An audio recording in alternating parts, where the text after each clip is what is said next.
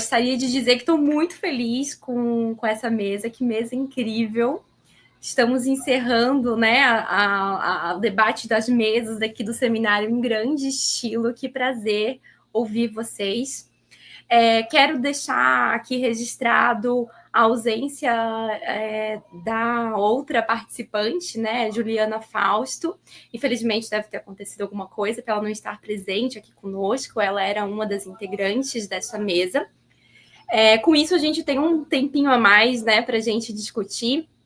E aí eu vou ocupar uns minutinhos, então, antes de passar aqui para as perguntas que já estão chegando aqui no nosso chat privado. Podem continuar enviando aqui para a gente.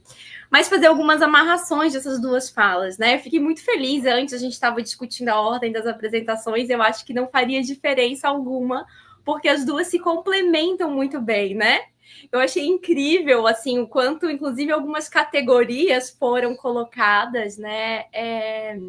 Alguns referenciais também sendo colocados por ambas apresentações, Haraway, Fábio de Oliveira, né?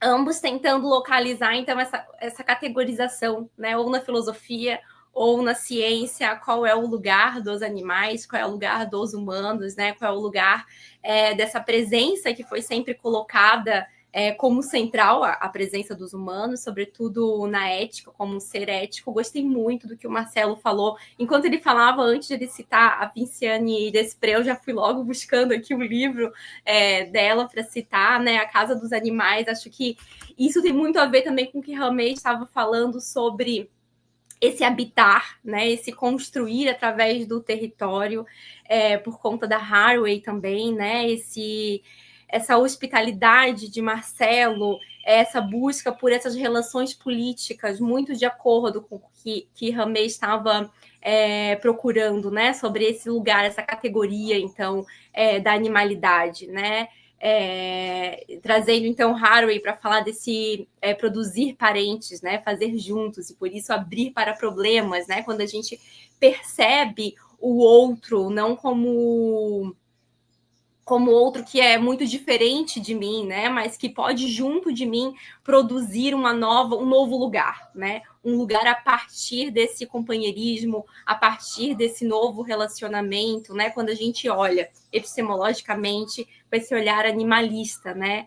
Então, acho que a gente, nessa apresentação, a gente passeou por conceitos muito semelhantes, um complementou ao outro, né, mas, sobretudo, tirando essa centralização do humano, né? Acho que o nosso seminário, de uma maneira geral, então, já faço também aqui um pouco a amarração do seminário, do Leia, esse lugar do humano foi muito pensado, e esse é mesmo a ideia do laboratório, pensar qual é o lugar do humano, né? Então, essa desconstrução dessa categoria da espécie, entender qual é o lugar da espécie.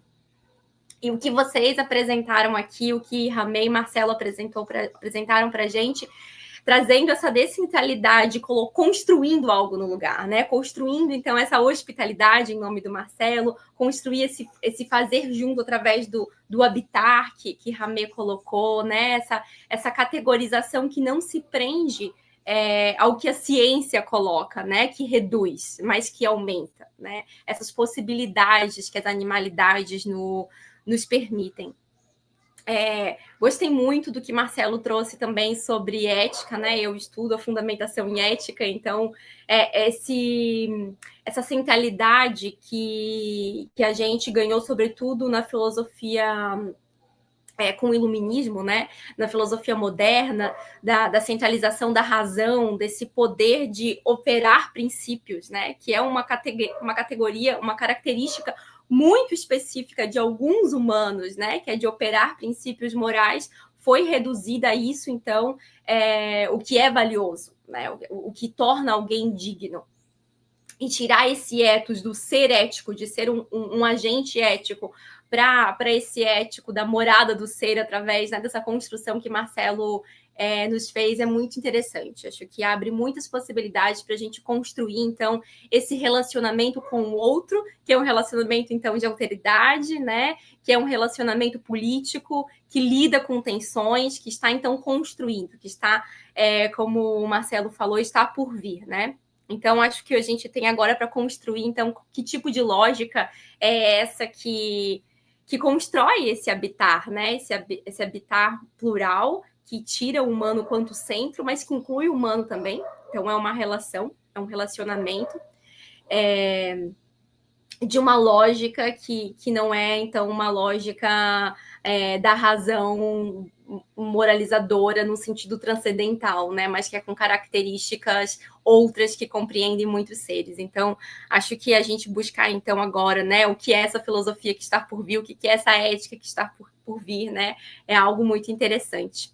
Então, vou passar agora para algumas perguntas para a gente continuar, então, as reflexões. Deixa eu ver as perguntas que foram feitas. Vou fazer uma pergunta por vez para cada uma das pessoas. Então, começo com o Ramê, faço uma pergunta, Ramê responde, depois passa para o Marcelo e assim por diante. Pode ser? Acredito que sim. Ramê afirmou. Então, deixa eu pegar aqui a pergunta.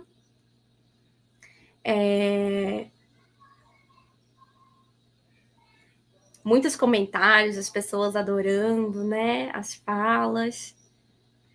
De Martina. Ramê, uou, obrigado demais. Se para Masumi o instinto é a sensação em ato, o corpo pensando, e para George o animal marca a fronteira política do humano, o que acontece quando olhamos para a história, tal como você apresentou, a partir dessa plasticidade sensorial? Poderia o corpo queer animalizado abrir uma contra-história dos afetos, uma escrita do tempo feita de variações e não de linearidade? Essa é a pergunta de Martina. Se quiseres responder, a minha palavra é sua. Dali, Martina, grate pela pergunta e pelos diálogos que travamos sempre, né? Então, a escrita da história ela é sempre feita com base nos conjuntos de fontes que a gente seleciona para trabalhar as nossas análises. Então, sempre depende muito de quais são as fontes, quais são os objetivos que nós colocamos sobre elas, quais são as perguntas que nós colocamos sobre elas, e isso nunca está dissociado da subjetividade de quem está pesquisando, né? Então, as limitações do pensamento de quem está pesquisando sempre vão se impor sobre as limitações das fontes também. Então, isso se soma, né? Se intercalam umas coisas com as outras, e a gente não consegue ultrapassar determinados diálogos nesse sentido no campo da história. Observando o que já tem de construção na história, eu tenho proposto que o entendimento das categorias de humano e de animal sejam entendidas mais como, sejam percebidos mais como móveis e relacionais, né, que dependem de contextos e de lugar social dos seres dos quais nós falamos, porque realmente, como nós temos percebido aqui ao longo de todo esse evento também, né, nem sempre a disposição de humano está para todas as pessoas da espécie Homo sapiens, e nem sempre a espécie né, é um determinante de como a pessoa, de como humana ou não humana, vai ser tratada, né? E na história não deixa de ser dessa forma que acontece. E aí, por causa disso, quando eu vou pegar uma pesquisa sobre grupos marginalizados, né, eu sempre fico me perguntando o que foi ocultado na leitura das fontes sobre a animalização desses grupos. Porque o olhar de historiadores não é treinado para isso. A gente não é ensinado a olhar para aquilo que não é humano. Né? A gente tem muito firme lá no nosso subconsciente, desde o início da graduação, que a história é a ciência dos homens ou dos humanos no tempo, né? Então, passa a ser uma limitação muito forte isso no olhar que a gente coloca sobre as fontes, né? E aí, para, né, casa já com a segunda parte da tua pergunta, com certeza o corpo queer animalizado pode abrir essas possibilidades, e eu acho, na verdade, que ela já está aberta. Por mais que sejamos poucas pessoas trabalhando nesse sentido, isso já está sendo feito, né?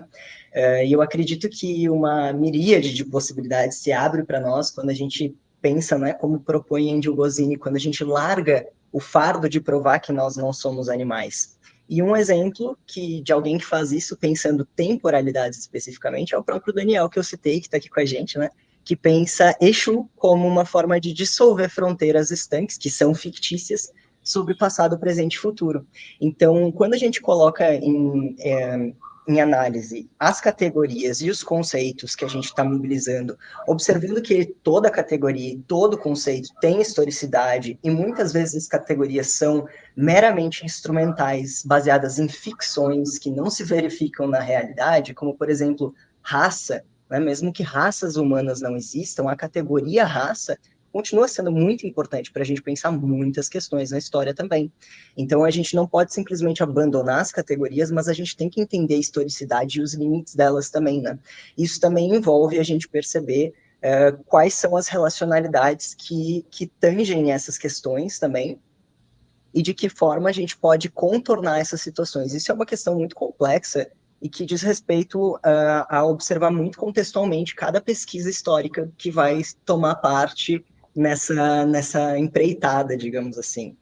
E aí eu também destaco, né, que para um corpo animalizado, o ir animalizado, o passado nunca passou. O crime nunca acabou. Ele nunca deixou de acontecer, né? Ele só se atualizou, ele só mudou de cara, ele só vestiu uma máscara diferente, né? Então, pensar essas questões de um passado que não passa também tem ajudado muito a comunidade historiadora a perceber que a gente não pode viver no passado, né? Porque o historiador tem muito essa mania de se prender ao passado e de não sair dali. Então, quando eu digo que a gente está muito preso nas questões sobre as escolas metódicas francesas, o historicismo alemão, eu estou falando da década de 50, 60 e 70 do pensamento da história. Muita coisa já mudou desde então, né? Então, realmente, a gente tem que trabalhar muito pelas beiradas e arredondando as quinas, né, as arestas, e fazendo aquilo que dá com que a gente tem, porque a gente enfrenta muita resistência dentro desse cenário, a gente encontra professores que se dizem progressistas, e aí quando a gente fala da nossa pesquisa, tá, mas que acontecimento que tu pesquisa, nos questionam. Mas eu não pesquiso um acontecimento, porque a história não é feita de acontecimentos, né? E não é isso que faz que a gente possa escrever uma história. Então, é uma pergunta que a gente ainda tem bastante para poder chegar numa resposta dela, mas eu acho que um ensaio de uma resposta talvez possa ser elaborado a partir dessas possibilidades. E, Fábio, agora acabei de receber aqui no nosso chat privado que você adorou a citação de Goscinny. Culpa sua, né? Obrigado pela sugestão da leitura na minha banca de qualificação. Sempre muito importante contar com a tua parceria para o meu trabalho se andar também, né? Para tomar os rumos que tem tomado. Sabe que é muito importante essa tua presença nele. Acho que é isso por enquanto. Vou passar aí para a próxima pergunta para o Marcelo responder. Obrigada, Rami. Eu quero te pedir desculpa, porque antes de começar a nossa mesa, eu perguntei sobre a pronúncia do nome do Rami, porque eu tenho um colega que se chama Ramê, o Rogério Ramê, que também estuda direitos animais. E aí eu acabei, claro, confundindo e chamando o Rami de Ramê algumas vezes. Então eu peço desculpas publicamente, porque eu te perguntei e caí no erro mesmo sabendo disso. Desculpa. Rami, muito obrigada pela tua provocação. Acho que essa importância da gente pensar, né, essa construção epistemológica mesmo do que é a ciência, né? A ciência como um todo, ela fica presa nessas categorias, né? E acho que a história lidando com a formatação do tempo, né, dessa maneira, é mais uma demonstração disso, né? Então, que importante o teu trabalho para a gente conseguir construir, né, de fato, uma história diferente e uma ciência diferente, né? Que bom também para a gente da filosofia, né, Marcelo, aprender com isso. Então, vou perguntar agora, fazer a pergunta da Martina, de Martina, também para Marcelo, então. Marcelo, amei sua fala. Pedro Vermelho transforma a sobrevivência em performance, aprende a representar o humano até parecer convincente. O que essa encenação revela sobre o humano, como o papel a ser aprendido e repetido? Uma forma de vida que só sustentação pela exclusão do animal? Seria, afinal, Pedro Vermelho o espelho onde vemos a própria teatralidade da humanidade? Marcelo. Então, Maria Alice, obrigado.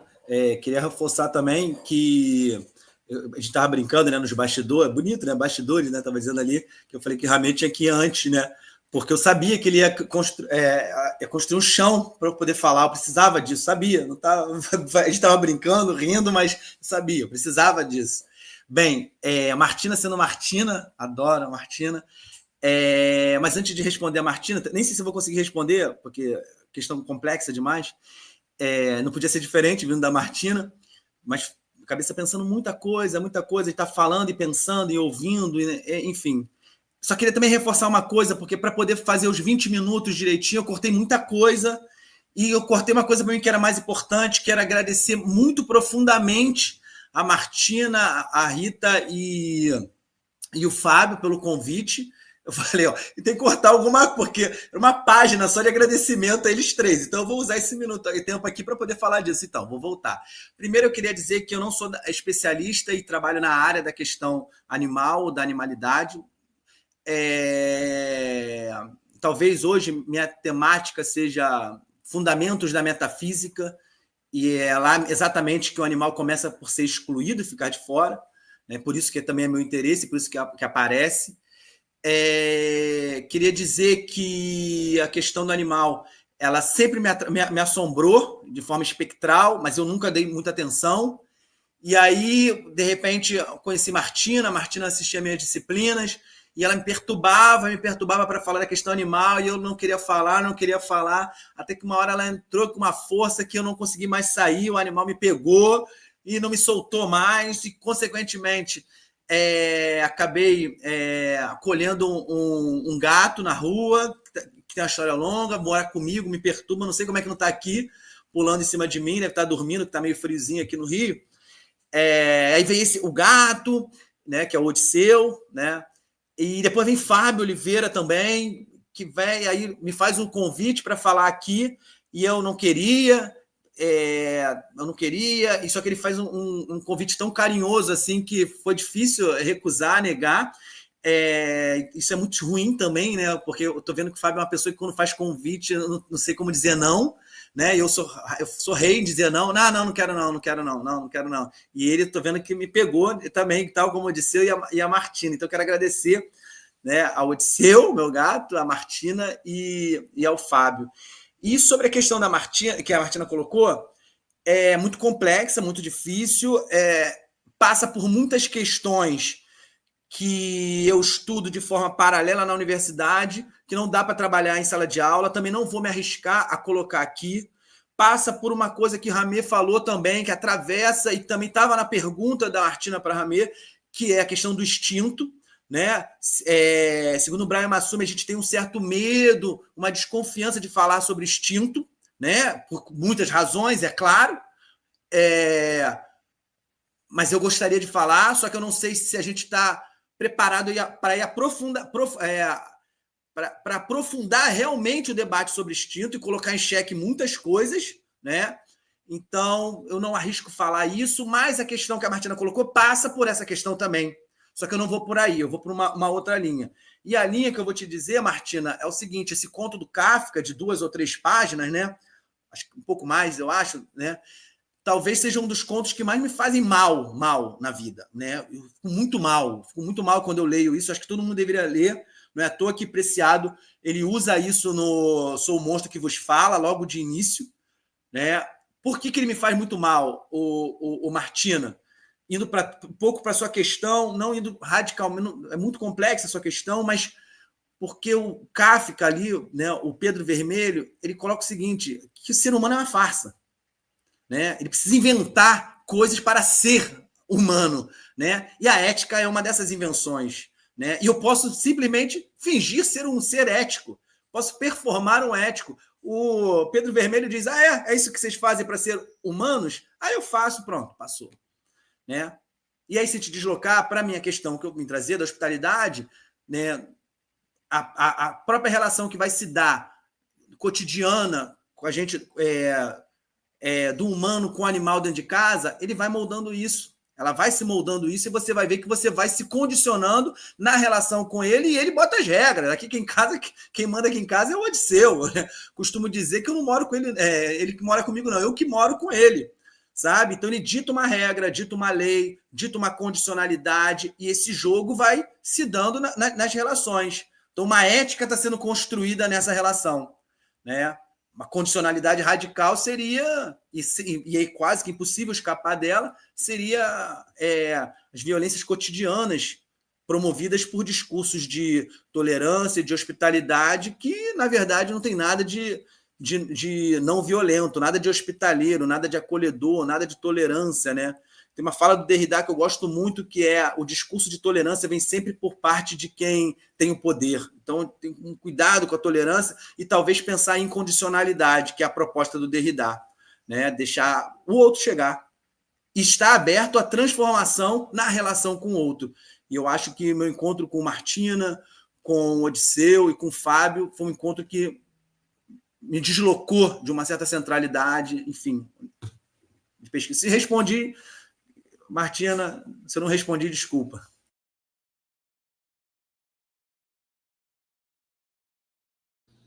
Acho que respondeu, sim, né? Acho que é isso que a gente está fazendo aqui, aumentando as reflexões, né? Gerando mais reflexões sobre. Mas, Marcela, adorei saber dessa ótima influência de Martina e Fábio. E eu acho que tu não pode dizer que não estuda esse tema e não é especialista, porque a tua apresentação assim foi como animalista mesmo, e é isso, né? Acho que estudando a fundamentação metafísica, incluindo os animais desde sempre, é o que a gente precisa nos animalismos, né? Eu faço isso com a ética, então, nossa, tô muito feliz em ter te encontrado, em ter te conhecido e a gente também poder elaborar relações, né? Eu gosto muito de pensar uma ética das relações, né? Quando penso a fundamentação da ética, justamente por essas provocações que tu fizeste. E quando tu falas, né, das provocações que o Odisseu, que o teu gato te provoca, e as relações em ti que te faz elaborar, eu me sinto completamente representada. Eu tenho um cão, o que é um pouco diferente das imposições que os gatos fazem, né?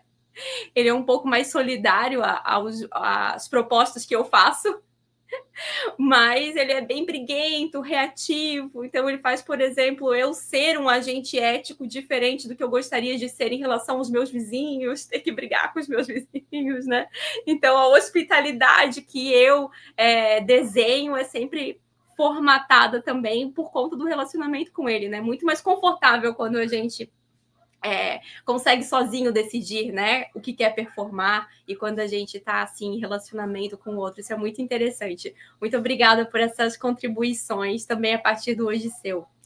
Então agora deixa eu perguntar para a Rami a pergunta que Daniel Machado Carvalho Branco de Assis fez. Olá, Rami, que apresentação incrível, fico muito feliz por ser citado, pensando na necessidade de chegarmos às pessoas que desconfiam, entre aspas, da crítica ao humanismo e à categoria de humano, muito presente nas universidades. Está rolando processos de reformas curriculares nos cursos de licenciatura em História devido à mudança na lei. Queria que você falasse um pouco sobre a importância de tentarmos influenciar esses processos de reforma, considerando o conservadorismo teórico ainda hegemônico. Rami. Então, eu não estou muito por dentro desses processos agora, mas o que a gente sabe é que eles costumam acontecer de modo muito alheio aos cenários e às realidades das universidades, né? Eu confesso que às vezes eu tenho muita dúvida, um certo ceticismo até, sobre o quanto a gente tem braço para influenciar esses processos, já que quem costuma ter influência mesmo são as instituições que permanecem apegadas aos mesmos referenciais e, no máximo, incluem as camadas marginalizadas, né? Eu não vou nomear elas, mas eu acredito que tu saiba quem são, Daniel. E eu sinto que esse é um trabalho de formiga mesmo, que talvez a gente precise continuar fazendo o que a gente está fazendo, se lançando muito em meio a quem não quer nos ouvir, para ir perfurando as bolhas aos poucos, porque dessas pessoas que não querem nos ouvir, às vezes a gente quebra uma que outra, né, nos nossos simpósios temáticos, nos nossos momentos de troca acadêmica, né? Então, às vezes a gente bem, e já é alguma coisa, né?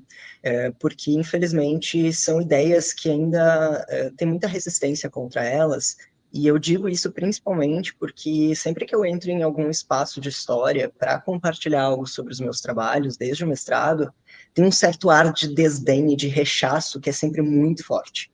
E isso é como se fosse um debate que para a história, né? É exatamente esse tipo de postura que nos demonstra o quanto historiadores só aprendem a se importar com aquilo que é próprio dos humanos, né?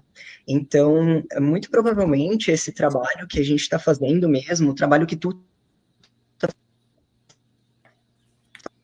fazendo, né?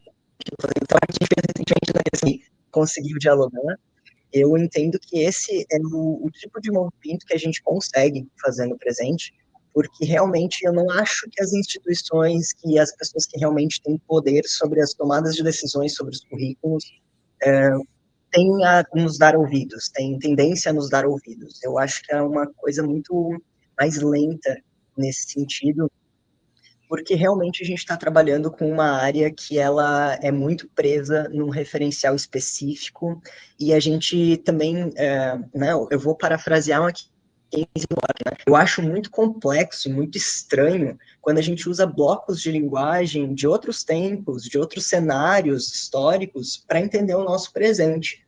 E às vezes eles não servem, né? Às vezes a gente precisa de outras palavras, de novas palavras mesmo, como, né, o Nego Bispo fez na Guerra das Denominações que ele nos propôs, né? Então, essas outras palavras que a gente cria, essas contra-palavras que a gente cria, esses contra-discursos que a gente está nutrindo, eu acho que isso tem um potencial que, por mais que seja lento, ele é aquilo que a gente tem para poder fazer a partir do presente, aquilo que a gente está conseguindo no nosso agora, né? E realmente é uma questão muito complexa mesmo de a gente influenciar essas situações. E, assim, pensando em termos de quem está dentro das universidades, eu acho que a gente pode fazer isso de modos muito discretos também, né? Recomendando algumas leituras sem querer dizer muita coisa, né? E deixando as pessoas ouvirem de outros. Porque às vezes a gente, né, como uma pessoa que está na graduação, por exemplo, vai falar para um professor que é doutor, a hierarquia funciona, ela vai tomar o poder ali. E aquela pessoa da graduação vai ser ouvida por doutor, né? Então, essa questão hierárquica na academia, ela também coloca uma questão enfrente no mestrado,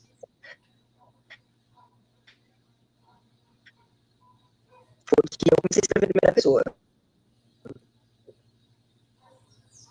E aí eu acho que está cortando, né?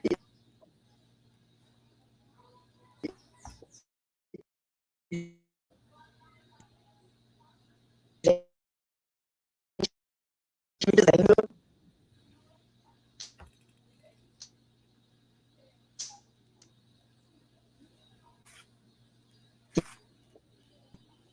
que não era algo que me estrange das objetividades e as experiências tá travando. Qual foi a última parte que vocês ouviram do que eu falei? Eu não sei se eu voltei agora. Acho que é Eu meu. ouvi sobre a hierarquia do doutorado. Quando alguém tem doutorado e a hierarquia sobre alguém da graduação. Depois disso, para mim, ficou bem difícil. Tá. Então, essa questão hierárquica ela é sempre muito mais forte do que qualquer coisa que a gente possa ter a agregar, né? Quando a gente chega com algo muito brilhante, muito inovador dentro de um espaço de poder, normalmente não é adequado, não é ouvido pelas pessoas que estão acima de nós nos seus títulos, né? Porque afinal elas têm mais tempo de experiência, elas estão ali com mais títulos do que nós também. E um dos exemplos disso é uma situação específica que eu enfrentei no mestrado, que eu me aproximei dos feminismos decoloniais, né, do pensamento decolonial, e eu comecei a escrever em primeira pessoa. E a primeira coisa que eu escutei da minha orientação foi: mas não é coisa que mestrande deveria fazer. Se tu quiser fazer, assume o risco, mas não deveria, né? Então, essa resistência de reconhecer que as subjetividades, que os atravessamentos que passam pelo nosso corpo, como diz Luc Emonja Banquet, todo conhecimento passa pelo corpo, né? É inerente isso, não tem como não ser. E quando o conhecimento não passa pelo corpo, há uma desconexão fundamental ali que que não nos permite relacionar os resultados das nossas pesquisas com as nossas subjetividades, o que é uma ilusão, né? Na verdade, a gente sempre vai estar inscrito, a neutralidade não existe, a gente já sabe muito bem disso, né?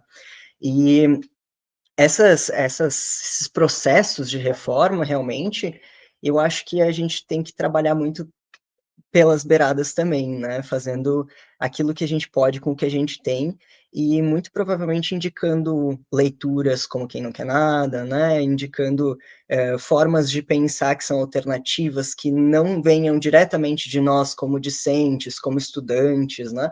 E quando a gente estiver realmente ocupando um espaço que tenha algum poder de influência, seja um espaço de docência, seja um espaço de estar numa instituição como a Ampul, por exemplo, aí a gente pode pensar em outras estratégias. Mas esses espaços também são restritos e eles também são cheios de conflitos e de disputas, né?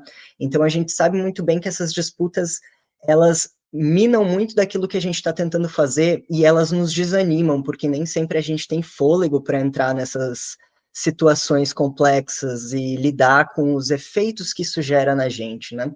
Eu, por exemplo, como uma pessoa neurotípica, eu não me enfio em qualquer debate onde eu possa sofrer flechadas, né? Eu não me coloco em situações assim e eu me resguardo realmente por uma questão de saúde mental, porque eu sei que as minhas dores crônicas não vão aguentar a situação depois, sabe? Então, eu tenho que pensar no efeito disso sobre o meu corpo também. E eu acho que a gente tem que lembrar disso também quando a gente está tentando fazer esse trabalho, que é saber qual que é o limite que a gente dá conta sem adoecer, né? Porque se a gente adoecer também não adianta de muito, né? Então, realmente é uma situação difícil que a gente precisa de muito braço para contornar, e eu acho que fazendo o que a gente está fazendo essa pequena conscientização, essa expansão de referências, de leituras, né? De olhar para outros referenciais que não são esses homens cis hétero, branco, europeus, entre a década de 50 e 90, né? Majoritariamente, que nos delimitam o pensamento, quando a gente expande isso, talvez aí a gente esteja começando a cutucar um pouco mais a ferida de um jeito que as pessoas olhem para suas próprias práticas dentro da história, né? Porque a gente não pode fazer isso pelas outras pessoas, né? Infelizmente. E a gente sabe que o poder dentro da academia e a hierarquia é sempre muito mais forte do que aquilo que a gente possa realmente ter a agregar.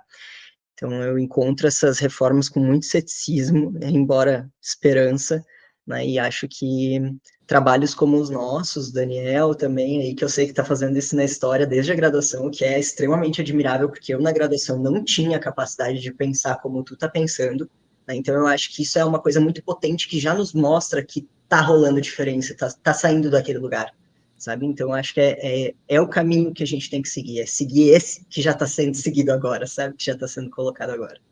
Uhum. Por agora é isso, mas eu só quero adicionar uma coisinha bem sutil aqui. Marcelo falou sobre a tolerância, né? E aí eu quero dialogar com isso na leitura que agora me fugiu o nome do autor, mas é sobre como a não violência funciona como uma forma de continuidade das violências que o Estado promove, né? Uma não violência da nossa parte como povo, ela acaba sendo prejudicial. Então, também tem uma outra questão para a gente pensar aí sobre violência e não violência, né? Sobre as estruturas de poder que podem ser tema para um outro momento. Uhum. Obrigada, Rami. Eu acho que a tua fala está sempre muito redondinha no sentido dessa proposta, né, de pensar essa categorização que é imposta dentro da ciência. Porque esse lugar do pesquisador, de quem é autorizado falar, né, do que é autorizado falar, também compreende isso, né, que a gente chama do que é conhecimento, do que de fato é fazer ciência. Então, está tudo implicado e muito importante essa fala da gente pensar, né, na saúde mental de quem está trabalhando esses temas que são exatamente, né, o tempo todo colocados em xeque, assim. De novo, falando dos bastidores, né? Eu falei ainda, no seminário não aconteceu, mas se tiver alguma pergunta incômoda, eu não farei, né? Para não deixar ninguém assim em maus lençóis. porque, de fato, isso acontece tanto, né, Rami? Quantas vezes a gente, né, de uma maneira generosa, compartilha os nossos trabalhos e muitas vezes é violentado através de falas, assim, né? Então, isso realmente faz parte da nossa pesquisa, inclusive, né? Como nós nos relacionamos, assim como o Marcelo estava falando, que interfere o fazer filosófico dele, e como nós vivenciamos a nossa pesquisa nesse sentido, né? Tudo isso interfere, né? E tudo isso, no final das contas, também é história, né? Então, muito interessante. Eu vou aproveitar para falar aqui da fala do Walter Carvalho, disse que está encantado com as duas falas, que enquanto assiste, cozinha os legumes dele. Vai ter que rever depois muitos pontos, que amou a associação com a literatura, que a literatura nos traz mundos impensáveis, como pensar esse nós, com X, em um mundo anticapitalista e antiespecista. Um nós da maioria democrática versus o da ditadura da classe do nós, com S. Né? Acho que essa é uma pergunta do Walter. E, Marcelo, tu me permite eu fazer um bloco de perguntas? Pergunta do Walter, da Rita e do Fábio? Então, essa pergunta do Walter, que tem a ver sobre o nós, com X, versus o nós de uma ditadura da classe. E pergunta da Rita diz o seguinte: incrível sua fala, Marcelo, obrigada pela gentileza da citação. Gostaria de te ouvir mais sobre o momento em que Derrida se vê nu diante da sua gata e sente vergonha. Essa vergonha é a vergonha do corpo, da animalidade, e assim todos os esforços humanos para disciplinar o corpo estariam relacionados a manter o lugar privilegiado do humano? O que tem valor será sempre o corpo disciplinado? Então, essa é a pergunta da Rita. Agora, deixa eu falar aqui da pergunta do Fábio. Fábio diz o seguinte: Marcelo, que fala maravilhosa. Minha primeira pergunta é um pedido. Publique esse texto? Agora, seguindo, quando você desloca o animal da ética tradicional antropocêntrica através de uma alteridade radical, você propõe uma hospitalidade que evidencia a manifestação dos animais e os reconhece como seres quem exige uma convocação ética.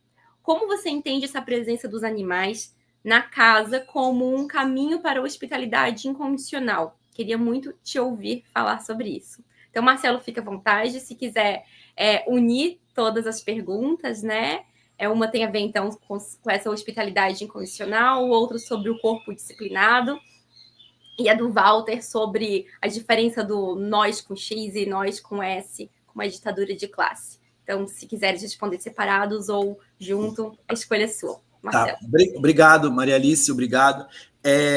Eu só queria fazer um comentário, eu vi aqui no chat, né, do lado direito aqui, alguém comentou assim, como é que foi? Alguma coisa sobre o Fábio, que é difícil dizer não para o Fábio. Cadê esse aqui? Adorei. Não vou achar. Os convites do Fábio são recusáveis. Não me recordo de ter recusado alguns deles. Falei, não quero entrar nessa não vou aguentar não, Fábio, não me pede muita coisa não, adoro dizer não. E aí tá difícil dizer não para o Fábio. E aí, vamos começar então pelo Fábio, né? Ele falou que quer o texto, claro que eu mando o texto para ele, claro que eu mando o texto para o Fábio. Não, deixa eu interromper, Marcelo. O Fábio não quer receber ele próprio o texto. Ele quer que você publique para o mundo, para você publicar o texto, para que toda a filosofia e as ciências tenham acesso à sua contribuição. Né? Então, eu também estou relendo aqui as perguntas aqui. Acho que é do Walter, a do nós, quem é? Do Walter, né? O Walter, tem uma questão importante, que principalmente quem estuda Derrida está um pouco atento à questão da escritura, né? Isso também dá muito assunto no debate animal, mas nem vou entrar aqui. Mas só queria fazer uma observação. Não sei te responder, tá, Walter? Não sei te responder, muito difícil sua pergunta.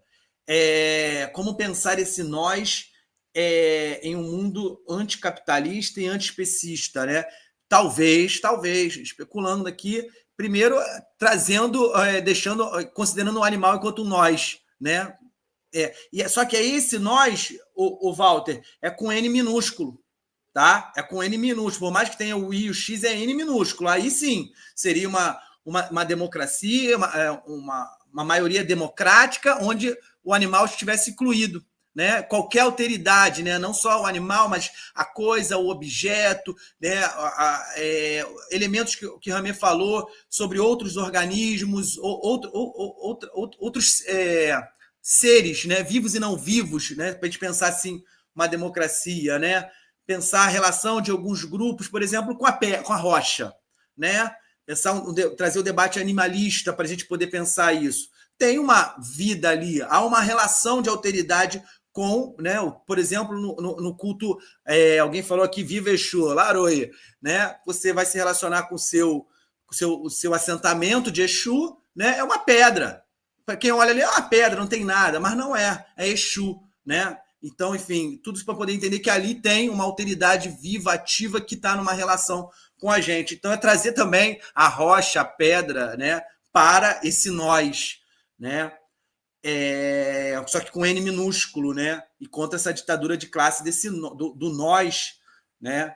Com N maiúsculo, né? Que está muito para além também da questão da ditadura de classe. Então, preciso ir a Hegel lá e ver o que está em jogo, né?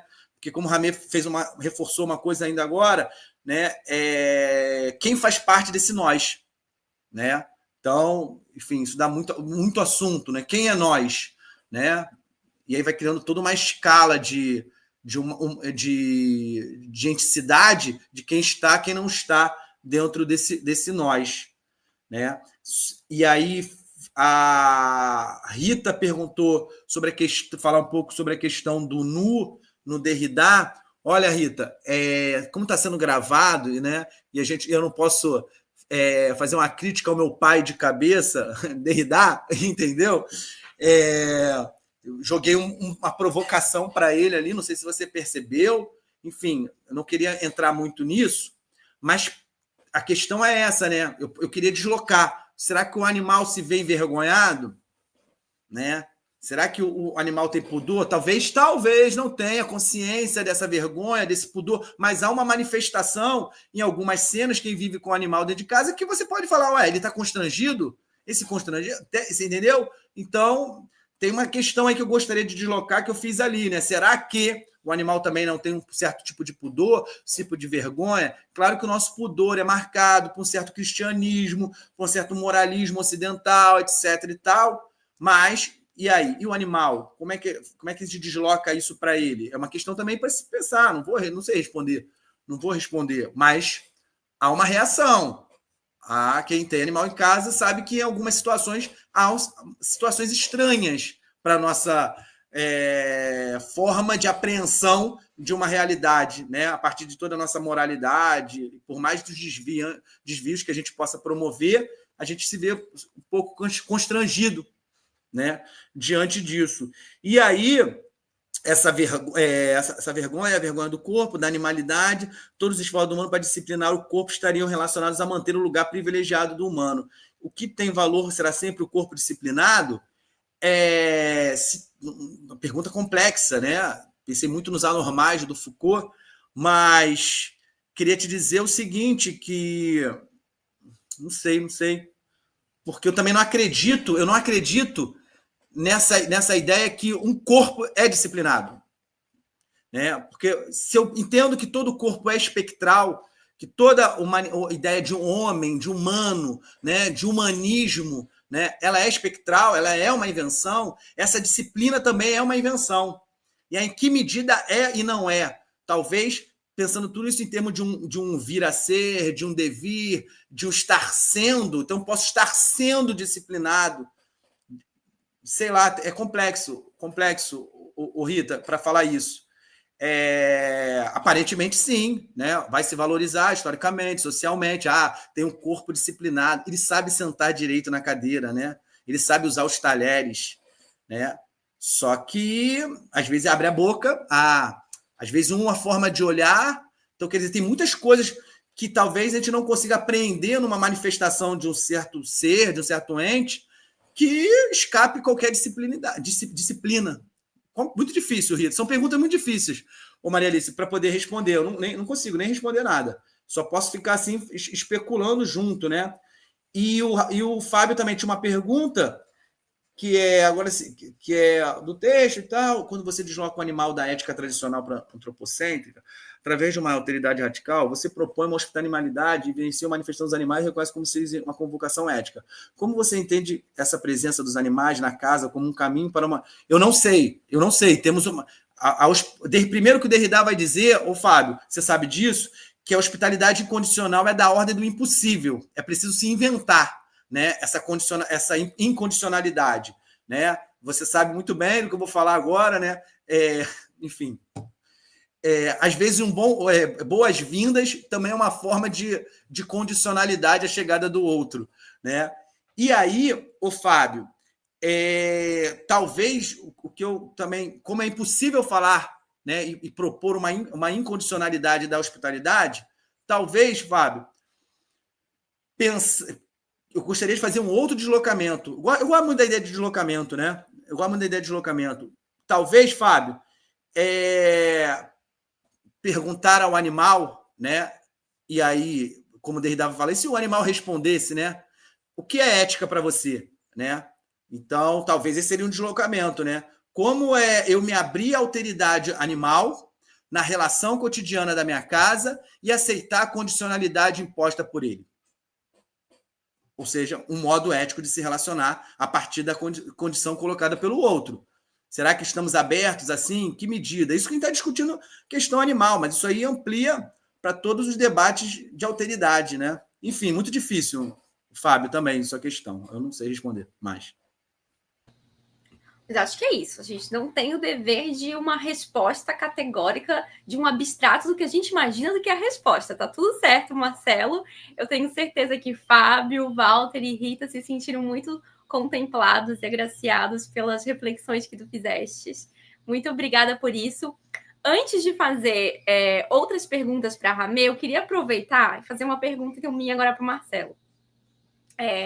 Já que a gente está falando nisso sobre o corpo, né?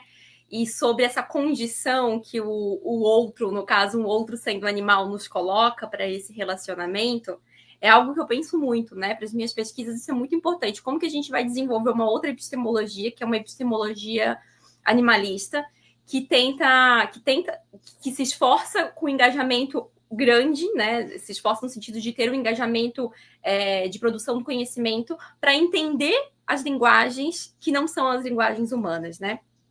Então, como que a gente produz conhecimento ouvindo os outros animais? E com isso se esforçando a entender o mundo como eles entendem, né?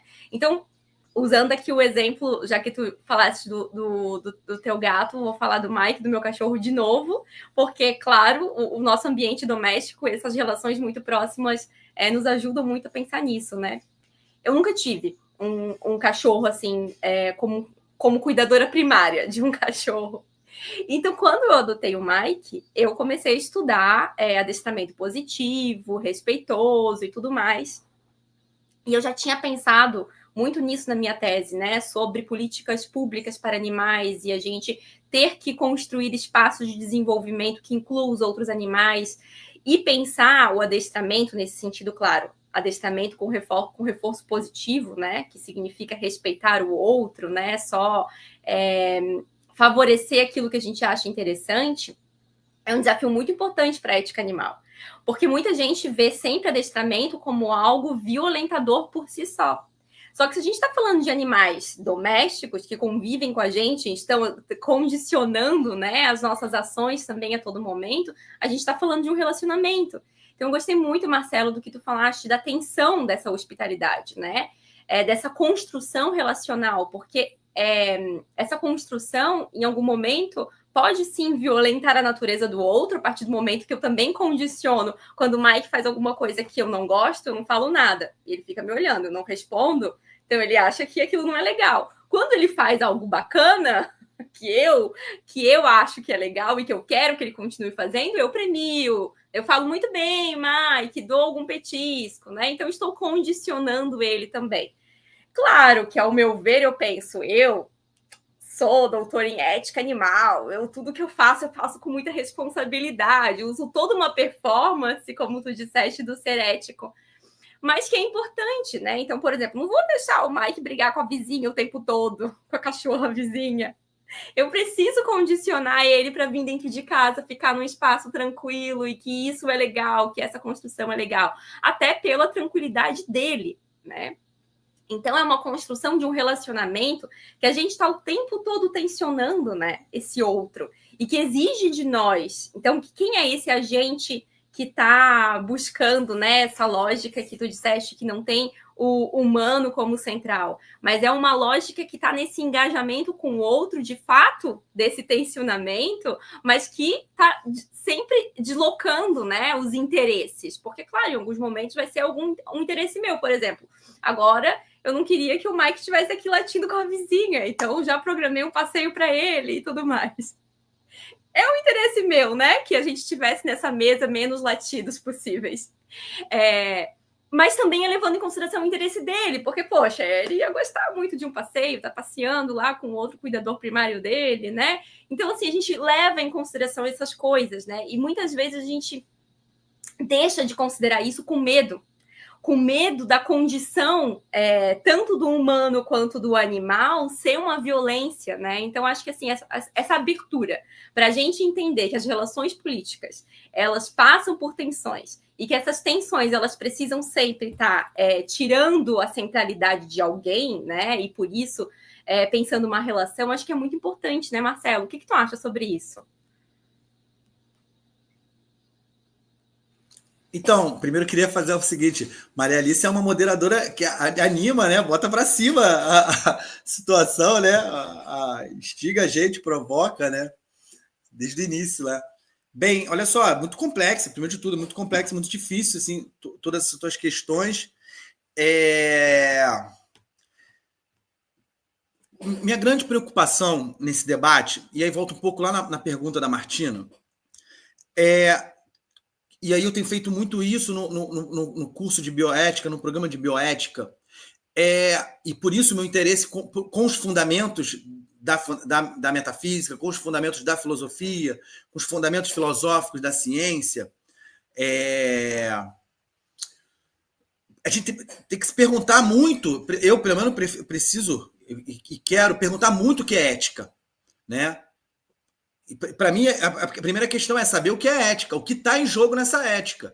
Porque a gente pode promover todo um discurso ético, por exemplo, da perspectiva do animal, do outro, mas segundo o nosso entendimento de ética. Então, eu acho que tem uma questão que a gente tem que colocar em xeque e assumir certas posições, certos compromissos do discurso ético e entender que, em que medida, nós ainda reproduzimos uma mentalidade colonial, por mais que transgressores que nós sejamos. Então, eu fico pensando muito nisso. Será que a gente está aberto a uma ética radical? Né? Como o Ramê falou mais cedo, mas um pouco antes, né? Qualquer crítica ao humanismo já é um problema. Né? E aí, tem que colocar em questão, porque o que está em jogo, historicamente, no conceito de humano, de humanismo, está preso a que valores a ideia de humanismo, né? Então, sei lá, eu estava até brincando, acho que foi com a Rita esses dias, que eu falei, gente, e muito próximo da fala de Ramê mais cedo também, que a gente fala assim, com maior tranquilidade, nós das ciências humanas, porra, até quando, né? Será que a gente vai abrir uma radical das ciências das animalidades, que seja, né? Talvez esse pudor, esse medo de deslocar o debate que o Kafka leva para a gente de pensar esse vir a ser animal do humano, a gente tem tanto pudor que a gente não consegue passar, não consegue ir para além disso, né? Eu preciso ficar muito seguro no meu solo enquanto humano, né? Então, eu acho que esse deslocamento tem que ser feito junto com o debate da ética. Saber o que essa ética está comprometida. Eu fui lá nos gregos para poder pensar a ética, o ethos. Nossa mentalidade ainda é grega. A nossa reprodução, nossa operação sistemática de pensamento é operada segundo uma metafísica dualista, hierárquica, excludente. O que a gente faz é só inverter. Mas o deslocamento seria mesmo implodir essa estrutura, né? Porque a gente está sempre naquele jogo do certo e errado, bom e ruim, bem e mal. Talvez para pensar a questão da ética animal, vai ter que deslocar essa questão, para não moralizar o discurso sobre a ética animal, para não moralizar o animal. Né? Não sei, Maria Alice, muito difícil a tua questão, mas eu acho que talvez o caminho é assumir, levar, esgotar o debate da ética, sobre o que é ética, e talvez pensar, como diz o Derrida, a eticidade da ética. Porque a ética, ela é, como pode dizer o Derrida, ou diz o Derrida em alguma medida, ela é muito logocêntrica, né? Ela é falofonologocêntrica. Ela tem um comprometimento ali. Em que medida a gente não reproduz isso quando às vezes a gente está achando que está sendo transgressor? Então, talvez ficar atento aos termos. Não sei. Mas muito boa a sua questão, muito boa. Obrigada, Marcelo. Obrigada também por dizer que sou uma moderadora que anima. Acho que essa é a intenção também, né? Da gente dialogar juntos, Mas né? anima que eu disse, você bota para cima, né? Eu entendi. E eu quis dizer é que eu sou muito apaixonada pelas questões que eu estudo, né? Eu gosto de me apresentar como filósofa, não num sentido arrogante, não me definir pela profissão, mas eu realmente amo ser filósofa, eu realmente amo, né, o que eu estudo e tudo mais. Então, acho que essa animação tem a ver com isso, né? Eu me sinto realmente afetada e feliz, né? Empolgação, né? Empolgação. É isso. E olha, eu acho que nós três temos que fazer uma parceria em escrever alguma coisa como resultado desse debate, porque eu acho que a gente tem aqui um denominador comum, né? Essa preocupação, Marcelo, ontológica, Rame epistemológica, né? Rame epistemológica, e eu ética, né? E eu acho que essa atitude crítica, né? Os autores que eu estudo, Hart chama de uma atitude crítica, essa eticidade também poderíamos dizer, né? Que é o que o Marcel está utilizando, falando de Hegel, que é muito importante para a gente produzir diálogos, né? Para produzir conhecimento. E a ética, ela é disso, né? Quando a gente afirma a ética enquanto uma ação, enquanto uma sentença, ela é muito problemática. Mas quando a gente traz ela para esse campo da disputa, com esse campo da construção, esse campo do diálogo, faz com que o agente ético esteja a todo momento se perguntando, né? E é isso, a gente está o tempo todo, por mais transgressores que sejam, né? Tendo atitudes coloniais e atitudes especistas, porque a gente faz conhecimento, a gente vive historicamente a partir do ser humano, então é muito difícil. Quando eu falo desse nosso engajamento para ouvir os outros animais, é um engajamento que precisa ser, inclusive, transdisciplinar, né? Junto com etólogos, com profissionais que estudam o comportamento dos animais e vários outros profissionais que pensam os animais aí de uma maneira, claro, anti-especista para a gente construir isso, porque tem uma dificuldade muito grande, uma barreira de linguagem, uma barreira de compreensão, né? Tudo isso faz parte. Então, acho que essa atitude crítica, estarmos sempre ligados e comprometidos, né? Essa renovação o tempo inteiro, é muito importante para a gente produzir os nossos diálogos. Então, seja que eu da ética, Marcelo da ontologia, ou Rami na epistemologia, né? Construindo essa epistemologia. E eu acho que tem uma coisa também importante que a gente tem falado muito, né, de uma maneira geral dos animais. E é muito importante a gente localizar quais são os animais, não só pela sua espécie, mas onde convive, né? Então, por exemplo, a gente está falando de gato, pode ser um gato que vive no ambiente doméstico e se relaciona com o Marcelo de tal maneira como ele falou, ou pode ser um gato aqui na minha região onde minha mãe mora, por exemplo, eu moro em Florianópolis, mas minha mãe mora em Antônio Carlos, que é uma cidade um pouco mais interior, tem muito gato selvagem, gato do mato, né? E não é uma outra espécie, é a mesma espécie. Mas eles não se relacionam bem com os humanos, não se relacionam bem com os outros animais também.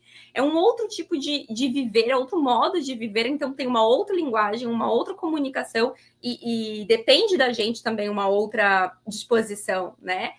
E mesmo tendo a mesma espécie, né? Então, assim, mesmo pensando, e isso é muito importante. Eu tô falando isso porque eu vi aqui no chat as pessoas dizendo que seria importante a gente falar também dos animais que permeiam o ambiente doméstico, mas não são domesticados, que são os animais de consumo, por exemplo, né? Então, quando a gente precisa situar o tempo todo, acho que faz parte, né, desse nosso deslocamento aqui, sempre estar situado, né? E aí a relação com os animais de abate é uma outra relação, é um outro pensar, né?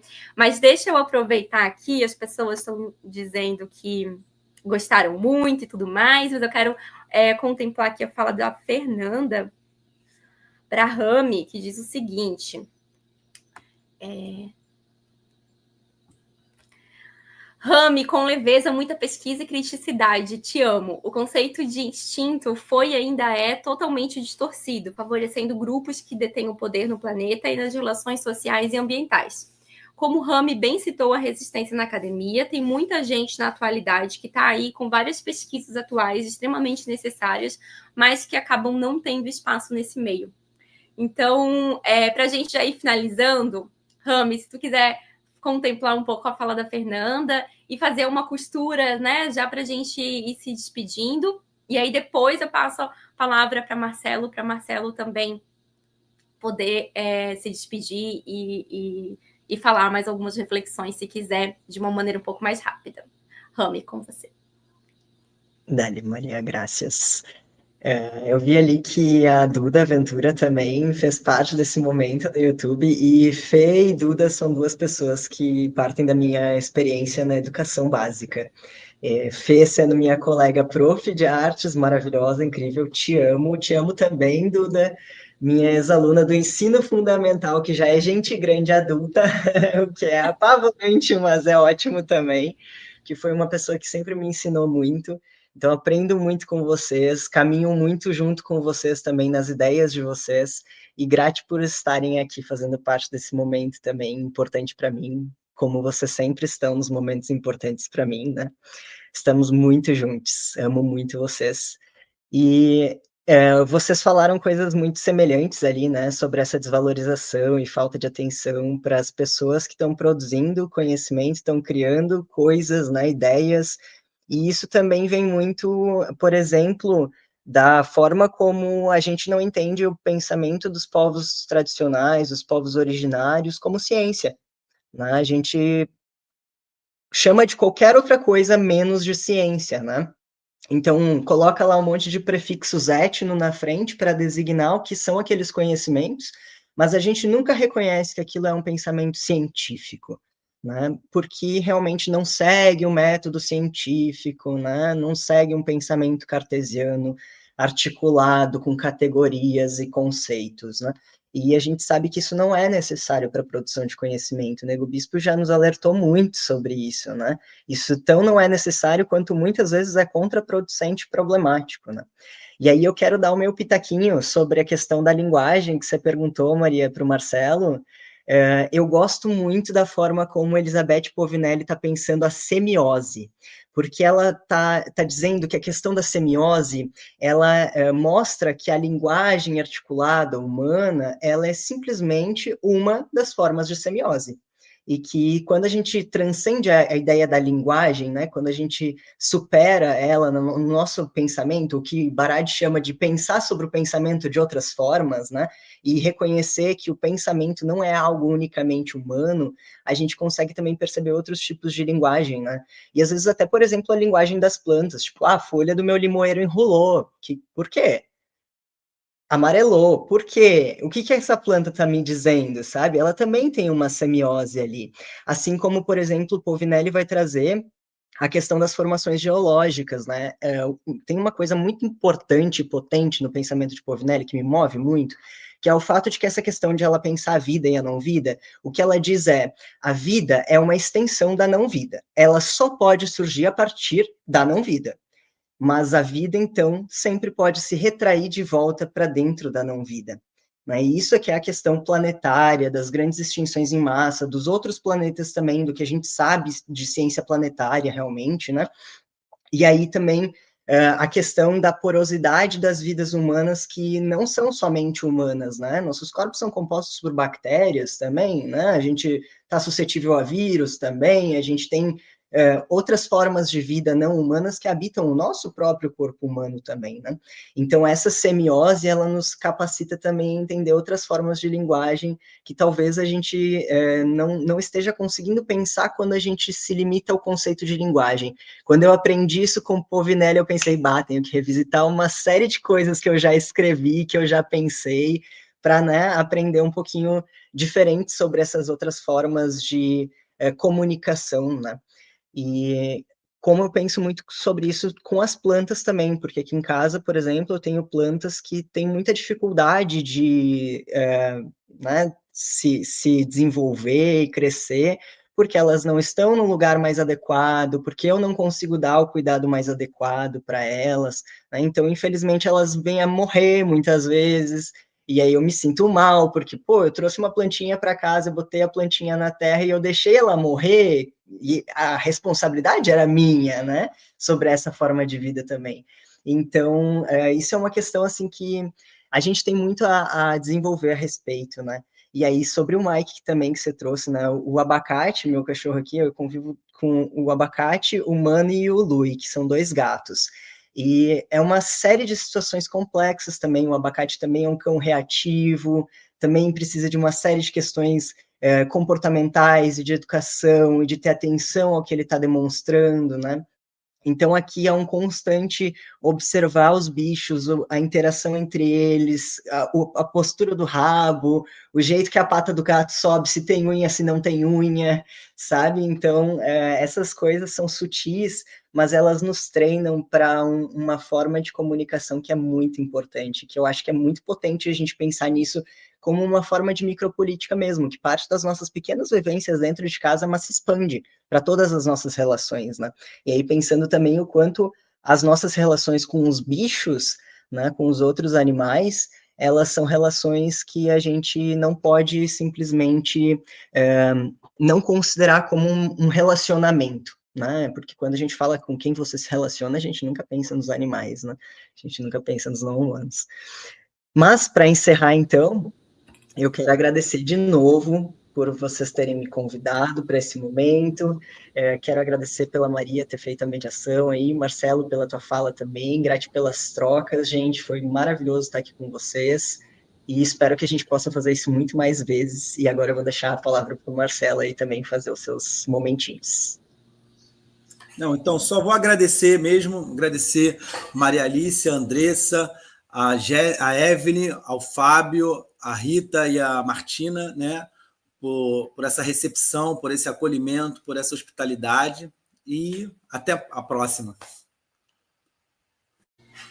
Ai, que bom, com certeza teremos próximos encontros, né? Em nome do Leia, eu agradeço muito a participação de vocês e já estendo o convite para outras possibilidades, com certeza. Então, gente, muito obrigada aos participantes da mesa, a todas as pessoas que ouviram ou que vão ouvir, porque ficará gravado, né, no YouTube do Leia. E quero dizer que a gente vai ter agora às 6 a conferência de encerramento, né? Das 6 às 8, que vai ser dita por Helena Liberatoni, com o título Sandra e la Justicia Interespécie em Tempos de Crise Planetária. Então, fiquem, né? Voltem daqui a pouco, na verdade, porque teremos uns 5 minutinhos de intervalo. Muito obrigada, gente.